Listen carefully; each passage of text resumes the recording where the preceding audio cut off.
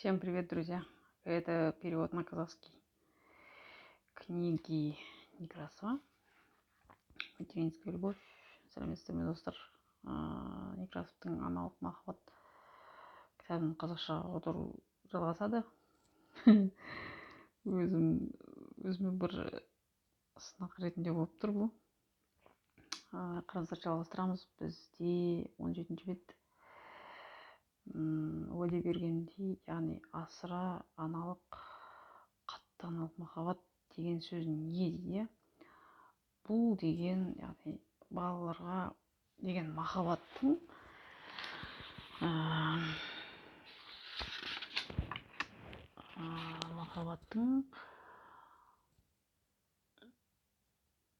өзіне және күйеуінен де асып кетуі. Жаңағыда, когда дети выходят на первое место, дейді, в системе ценностей матери, которая отодвигает на задний план и их отца часто саму себя, дейді, өзін және де балалардың әкесін артқы жаққа қарай итеретін ананың аналық махаббаттың жүйесіндегі балаларға деген махаббат бірінші орынға шығып кетуі. Есть определенный критерий, показывающий размерность материнской любви той или иной семье, дейді,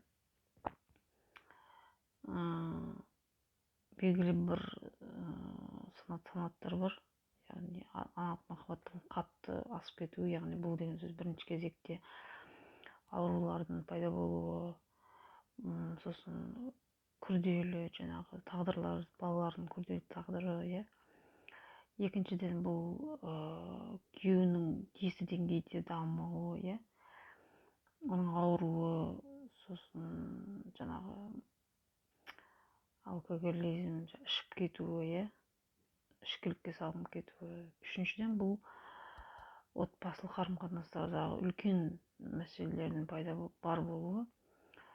Бұл тек қана беткі жағында ғана тұрған нәрсе, яғни көрінетін, байқалатын. Бұдан кейін жалпы қоғамда көптеген аналық махаббаттың, асыра аналық махаббаттың болуының түп тамыры болатын еркектер мен ер азаматтар мен әйелдердің үлкен санының, яғни көптеген бөлігінің нереализованность, дейді, тиісті деңгейде дамымай қалу,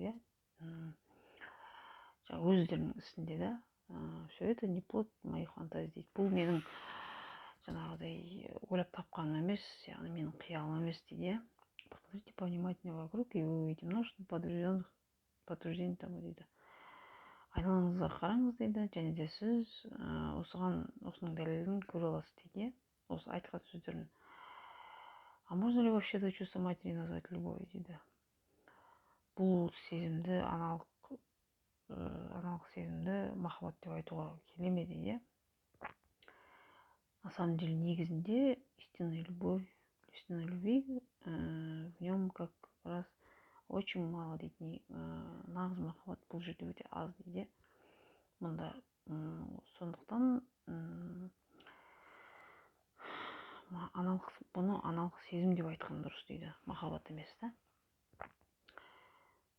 В чем основные причины возникновения этого двоякого и опасного чувства, дейді. Осы екі жүзді және қауіпті сезімнің пайда болуының себептері не, дейді. Бірінші және де ең бастысы бұл әйел өз өмірінің мәнін білмейді, және де осы кезде оның құндылықтарының өзінің жүйесі бұзылады. Соның нәтижесінде түсінбей жаңағы бұл жерге не үшін келген, әлем әйел өзінде жаңағыдай бала туу үшін ғана келдім деп есептейді. Осы жаңағы теріс ойлаудан, осы шатасудан, осылай ойлау арқылы шатасудан балалар жаңағыдай өзінің өмірінің мәні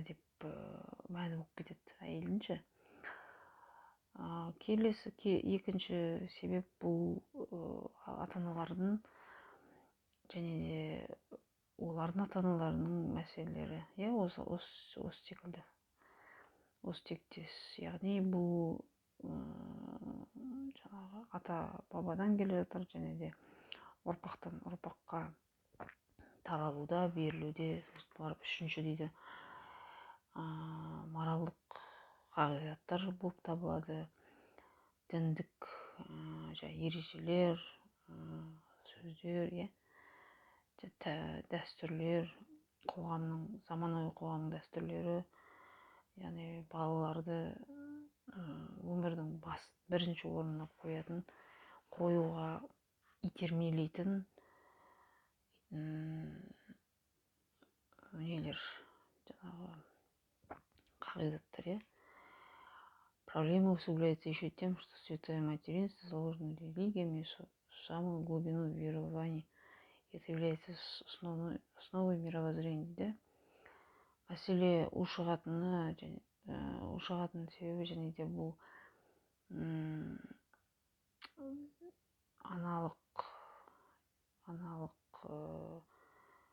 ана болу киелі болып табылады, жаңағы діни тұрғыда. Сосын сенімдердің тереңдігіне кіріп кеткенде, және де әлемдік көзқарастың негізі болып табылады, қатты кіріп кеткен. Төртіншіден бұл жаңағыдай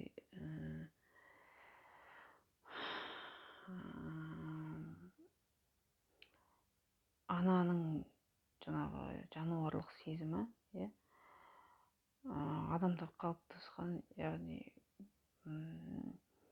менмендік сезімі, собственность дейді, иелік сезімі, да, яғни мендікі деген, мысалы бала мендікі деген сияқты. Жаңағы иелік сезімі, менмендік сезімі әйелге жауаптық сезімге сенім береді, және де бала анасына жаңағыдай оң көзқараспен қарап қайтарады, сол сезімді. Бұл ана мен баланың байланысын өте қатайтады. Бұл өте жаңағыдай, бұның бәрі қатты байланысты, яғни бауыр басып қалуды алып келеді, бұл разорвать, который оны үзу өмірдің соңына дейін үзуге мүмкін емес дейді, яғни үзуге болмайды. Редчайший случай, когда матери и женщины не чувствуют собственника и направлены на любимого ребенка дейді. Тек кей жағдайда ғана, сирек кездесетін жағдай, жаңағы анада баласына бағытталған иелік сезімнің болмауы, әйел затында. Яғни барлығы емес, бірақ бар екен. Бұл рухани рухани жағдайдың, рухани күйдің ең жоғары күйі, және де ол туралы көп айтылады, бірақ ол болмай шығады. Сондықтан да бесінші дейді, бұл жаңағыдай пятое составляющее материнское чувство — это жалость дейді. Жалость деген аяу сезімі, аналық сезімнің аяу сезімі. Осы аяу сезімнен көптеген жаман нәрселер болады, көптеген нелер болады, жаңағы қайғылы оқиғалар, орыс әйелдері туралы айтылған. Орыс әйелдері өте жаңағы еркектерді аяйды, аяушылық көзқараспен білдіреді, және де әсіресе балаларына дейді. Осы аяушылықтан жаңағы өз өміріңді қиянат ету пайда болады. Яғни біреу үшін өмір сүру,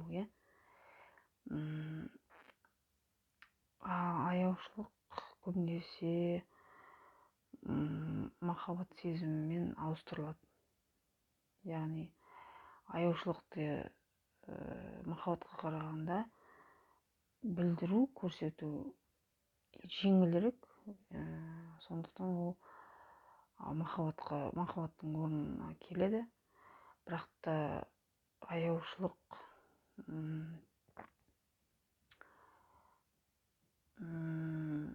жаңа аяйтын адамды төмен түсіреді, оның дамуына жол бермейді, яғни кедергі болады.